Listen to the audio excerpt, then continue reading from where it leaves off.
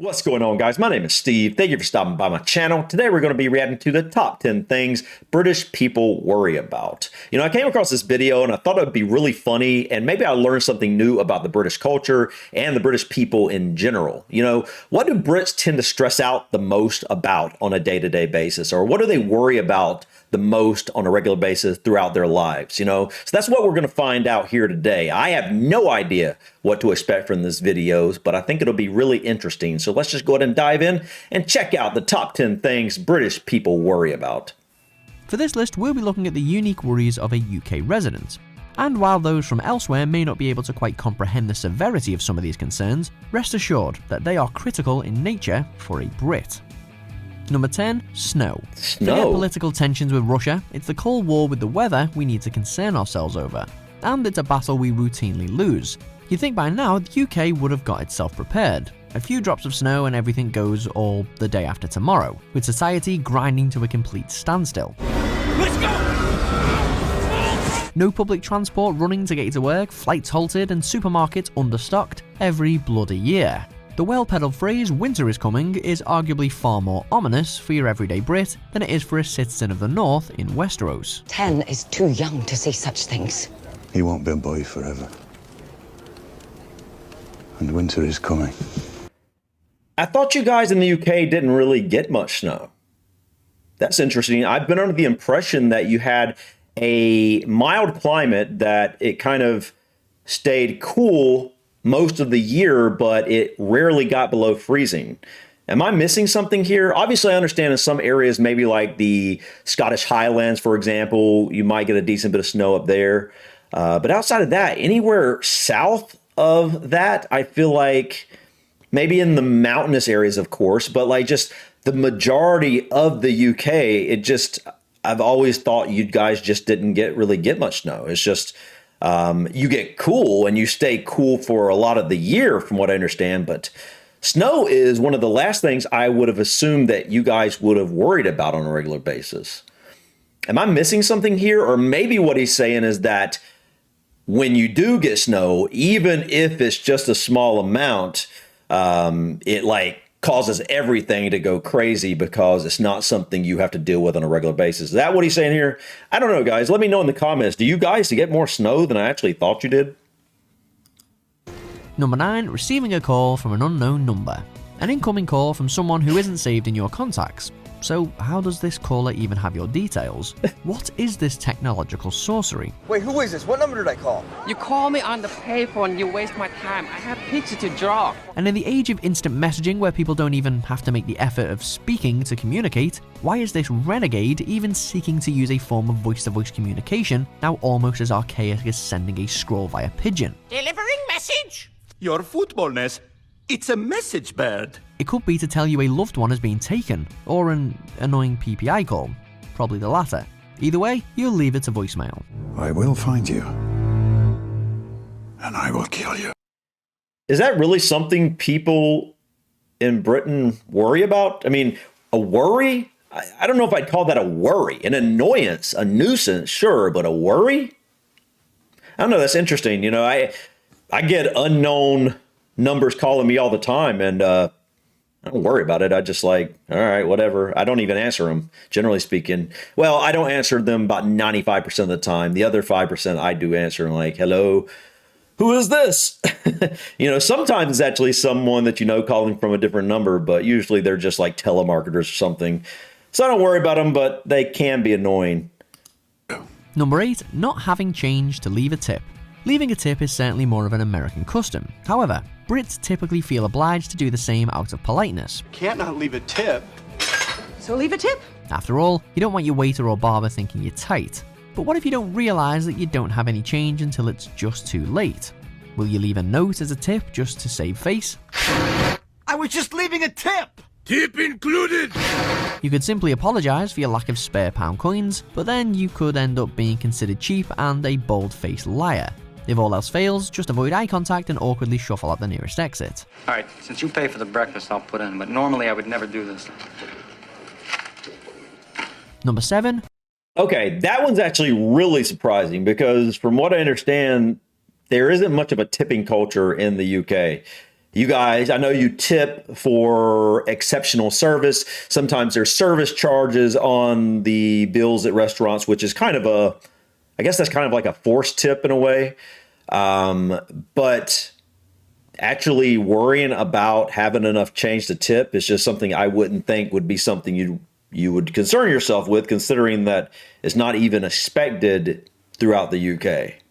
I can understand if you were in the US, you might be concerned or worry about that. But is that really a worry of British people that you don't have enough change to tip? I thought that wasn't even part of the culture there, really.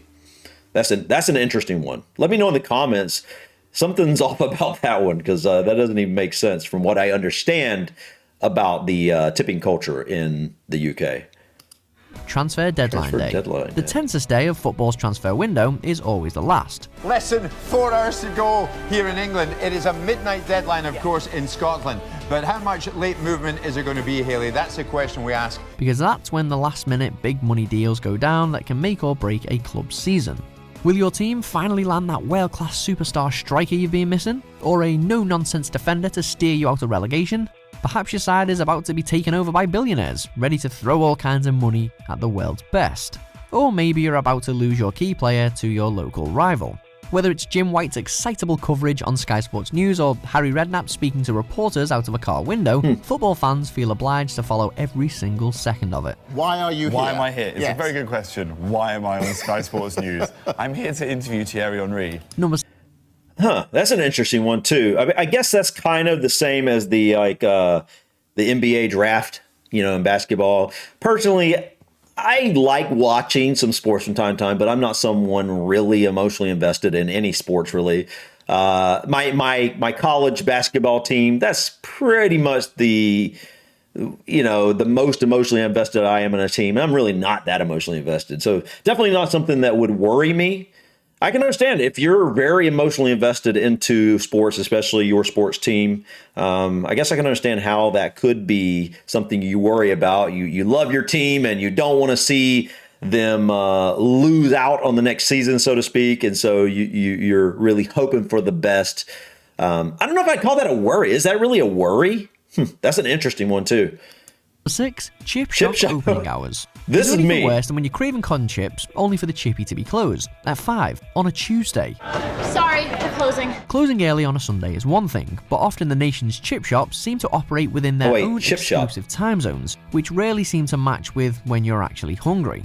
And it's not something we can easily let go either. It's too greasy! It's much too greasy! If our usual shop is shut, then we're off on an adventure around town, trying our luck at every other place that might possibly serve as a large portion with a battered sausage.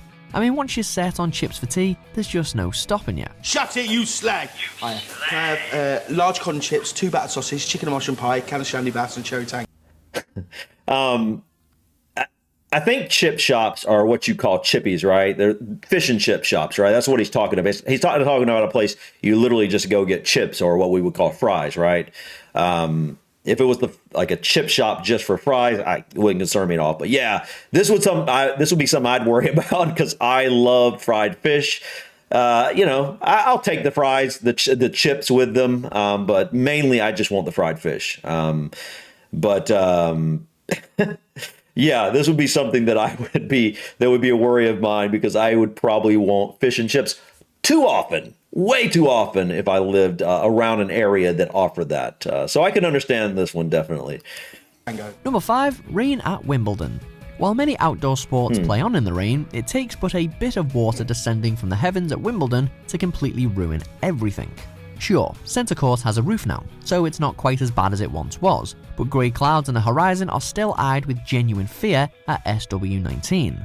It's frustrating enough if play is postponed when you were waiting to watch it on TV at home with the hobnobs close to hand, but that's nothing compared to the total letdown live spectators feel, having travelled far and wide for dreary disappointment. Isn't Wilmington? Isn't Wimbledon? Isn't that? Yeah, tennis. Okay. Yeah, I was like, that's tennis, right? Yeah. I mean, I've watched tennis. I like that sport. It's not something I've really watched that often. Loved playing it when I was growing up, man. If I had a tennis court near me and someone who would like to go play tennis, I would absolutely be doing that every day. I love playing that sport, but Unfortunately, I don't know where a tennis court is around me, but yeah, I bet it'd be fun to go see a game though at or they call it a match, right? But yeah, I can imagine. I mean, I've learned that England doesn't get as much rain as some people think it does, but it still gets a lot more rain than a lot of areas, and the weather can just change on a dime, so to speak. And so I can imagine that you start seeing those gray clouds and you're wanting to go to a nice sunny tennis match.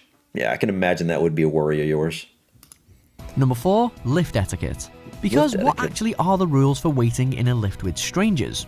Where do you look? How do you stand? Does small talk make you polite? That's true. That's creepy? interesting. Cool Spidey outfit. Thanks. These are surely life lessons that we should have been taught at school, but no. You could just try to block out the whole situation and pretend to focus on your phone, but everyone knows you're not getting any kind of signal in a lift. And God help you if the thing breaks down. There's no getting out of it then. You've got to acknowledge everyone else around you. It kind of feels personal. Number 3. I don't know. Where do I look on an elevator? I obviously don't just stare at someone, so I think I'll just stare ahead, or maybe I will. I don't know. What do you do on an elevator?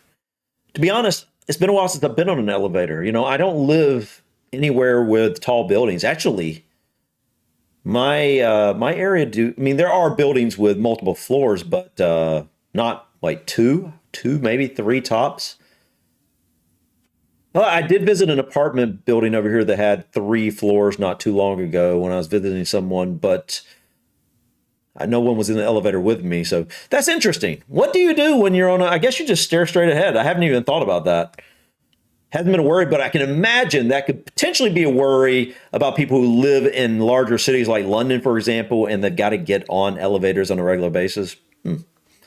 3. Dunking biscuits. Why would that be a worry? There are many things more satisfying in life than a warm, moist, dripping biscuit fresh from being dipped in a hot cuppa. But the high reward comes with high risk. Don't be fooled when you dip them in your tea. They're not gonna make you happy. Because every dunk is a gamble. Every dip is a game of biscuit roulette.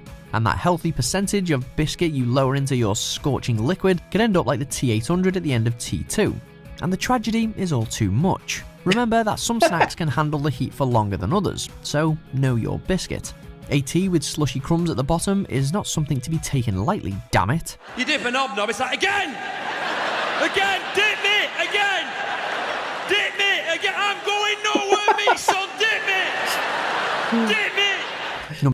Oh, man, that's funny. That's not something we really do here, like dipping in some hot, I think he said hot tea. I think that's what you dip in.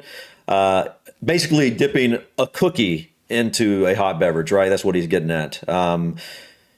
If we dipped a cookie or did he say biscuit? Anyway, if we dipped something like that into some sort of beverage, it would probably be like cold milk or something like that. I can't imagine dipping into hot, although I don't really drink tea really. So, but I guess I can imagine how that could be a worry, but it wouldn't be that much of a worry.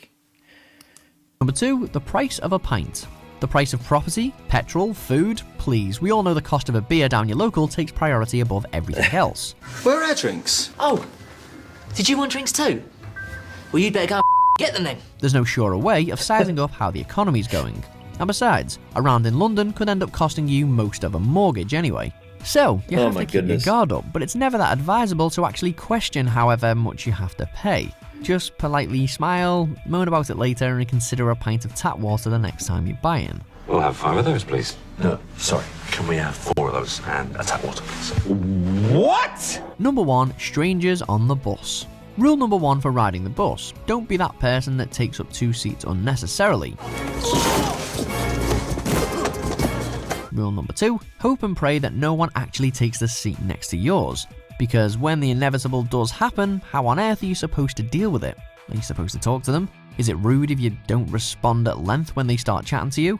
What if you actually fancy a chinwag? Is it even socially permissible to strike up conversation? Well, aren't you a charmer? Maybe it's best to just stick your music in and stare straight ahead. Or maybe that's the rudest solution of all. Are you stupid or something? Not really. I'm as stupid as a stupid does. Do you? All right, guys, this list was interesting, but a lot of these I really can't relate to. I can understand that if I lived in the UK or if I lived in a city specifically, some of these might be things that would be more concerning to me. But, a lot of these I never experience on a regular basis. We do get a lot of snow, but we're so used to it during the winter that, things are taken care of. The roads are cleared very quickly and everything is just pretty much normal. Receiving a call, we already talked about most of these. I'm really surprised by the tip situation. Again, please let me know in the comments. Is that really something British people worry about? I assume that because tipping is not something in British culture, you guys it wouldn't even be anything you really thought about unless the server did an excellent job over the top and you had the extra money on you to tip. This is something, like I said, I think I could see British people maybe being concerned with when they were in America because, knowing the tipping culture here, it would be something you'd want to make sure you probably do here. But back at home in the UK, I can't imagine that being a thing you guys would really, really worrying about. Transfer deadline day. If I was into sports, that could probably be a worry. I went through all of these guys, really. The dunking, the biscuits, if we're eating a cookie and we're dunking it, it's probably going to be in cold milk. But generally speaking, I don't really eat that many cookies. But when I do, I don't really dunk them, to be honest. Price of a pint. This is one that I could see being a worry to Americans for sure. That's something that, people in all countries probably worry about. And the bus, I guess that could be a, thing British people worry about, but I'm guessing that's more a thing people in a city worry about, specifically people in large cities and, people who ride the bus on a regular basis, because there's probably plenty of people in the UK, just like in the US, that don't really ride the bus very often. So I'm guessing that's one that is not specific just to British people. But, considering British people do have a pretty good public transportation system with a lot of buses, I'm guessing you guys probably do ride buses more often than we do in America as a whole. Obviously, outside of a few major cities here. But so definitely something you guys would probably worry about more. But I thought this was interesting, guys. Please let me know if you thought this list were 10 of the top 10 things that British people worry about, or if you have some other things that you think should be added to this list instead. All right, guys, thank you so much for stopping by. Please click that like button. Feel free to drop your comments or suggestions about this video or others. And don't forget to subscribe to continue to follow me on my journey to discover my British and Irish ancestry. Until next time, guys, peace.